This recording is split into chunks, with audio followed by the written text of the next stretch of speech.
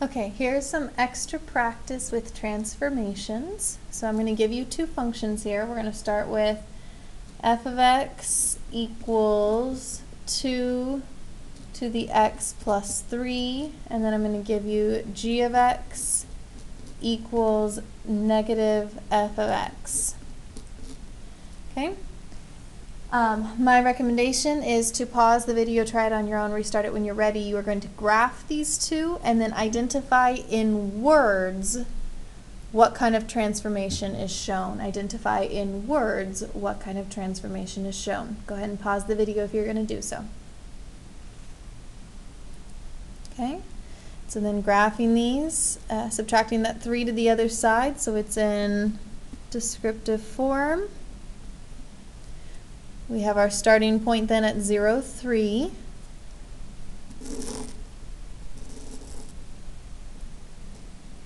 Which is our asymptote.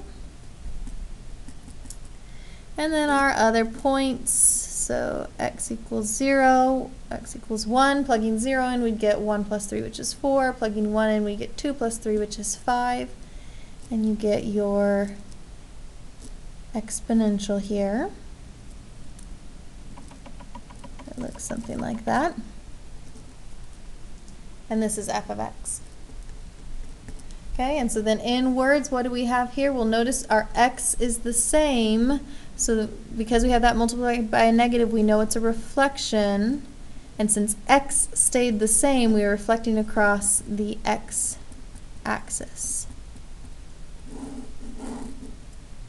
Okay, so reflecting across the x-axis, we'd be down here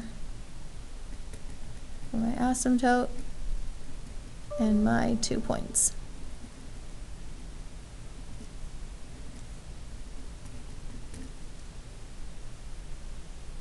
Okay, let's do another. So this one we are going to do f of x equals 2 times the quantity of x plus 3 squared. G of x is going to be 2 times the quantity of x minus 4 quantity squared plus 2. Okay, so again, you're going to pause the video here in a bit. This one we are going to write our rules in coordinate notation and function notation. Let's do both. Write your rules going from f of x to g of x in coordinate notation and function notation. Go ahead and pause the video if you're going to do so. Okay, so graphing these, f of x, nothing to add or subtract over for descriptive form, so my starting point is at negative 3, 0.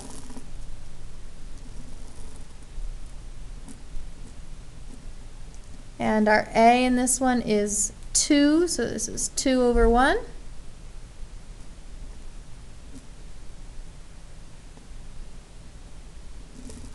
And there's my f of x there.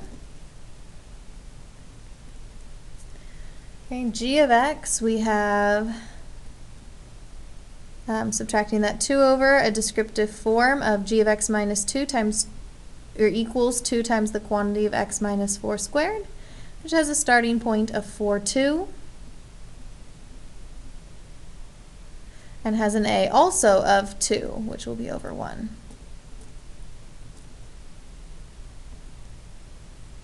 That's my g of x. Okay, so writing our transformation in coordinate and function notation going from f of x to g of x.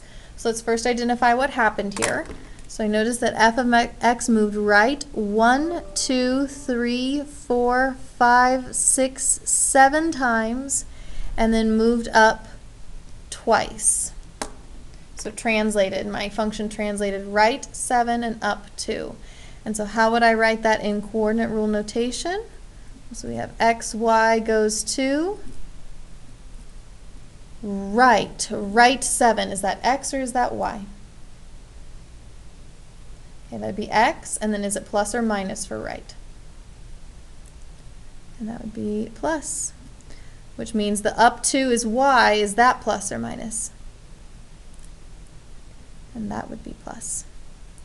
And so then your function notation, I get to g of x by taking f of x, moving right 7 and up 2.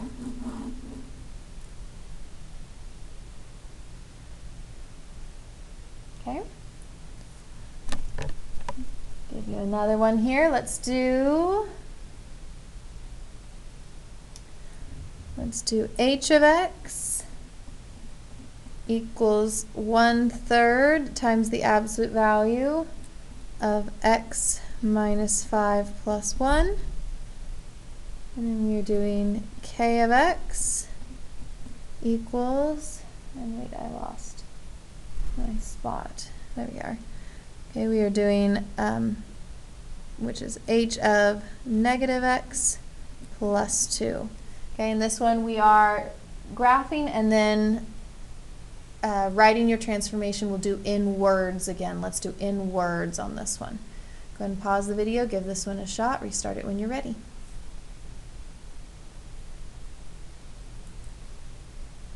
Okay, h of x, putting that in its descriptive form would mean subtracting 1 to the other side.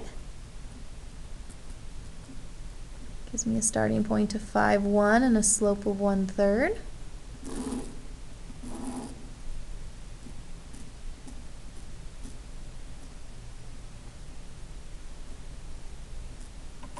And then slope of 1/3, which means up 1 over 3.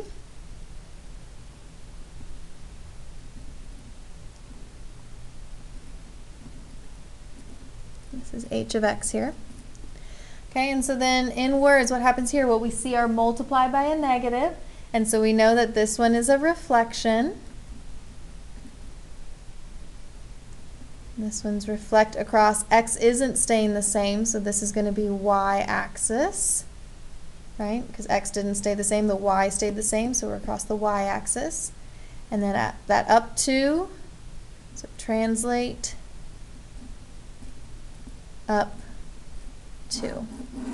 Okay, so let's go ahead and do that. 1, 2, 3, 4, 5. 1, 2, 3, 4, 5. And then up 2 will be here. And then 3 in either direction for my slope. Whoops, sorry, my absolute value ended up a little bit lopsided, but it's close enough. Okay, and let's go ahead and do at least one more here. Let's see, we've done an exponential, we've done a quadratic, we've done an absolute value. So maybe, well, let's do another exponential. Let's do g of x equals 5 times 1/3 to the x. And then h of x, we are going to do 5 times 1/3 to the x plus 2 plus 3. Okay, this one we are going to write in coordinate notation and function notation. Go ahead and pause the video, restart it when you're ready. Okay, my starting point here is 0, 0 for my asymptote, which is right here at the origin. Okay, graphing here. Got x, y, plugging in 0, we'd have 1 times 5, which is 5. 1, 2, 3, 4, 5. And plugging in maybe 1, we'd get 1/3 times 5, which is 5/3, or 1 2/3. Let's get our exponential there. And then h of x, we do need to turn that into its descriptive form, so subtracting the 3 over. For this one, we have a starting point then at -2, 3. So there. And then my xy chart for that one, we'll plug in -2 and, oh, I don't know, -1 maybe? Or -3. Again, remember, it doesn't really matter which ones you choose. But if we plugged in -2 into our function here, we'd get, so 1 times 5, which is 5, plus 3 is 8. 4, 5, 6, 7, 8. And plugging in -1, we'd get 5 times 1/3, which is 5/3. plus 3, which is 14/3, or 4 2/3, if you prefer to think of it that way. So 4, 1, 2, 3, 4 2/3. So we're looking at kind of right about there.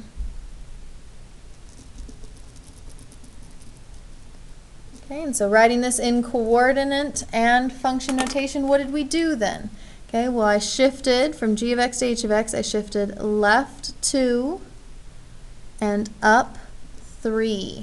Okay, so how would we write left 2 and up 3 in coordinate notation? Okay, well, left 2, would that be x or y? That would be x. It would be minus.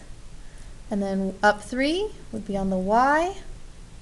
And then writing that in our function notation, we would have g of x plus 2 plus 3.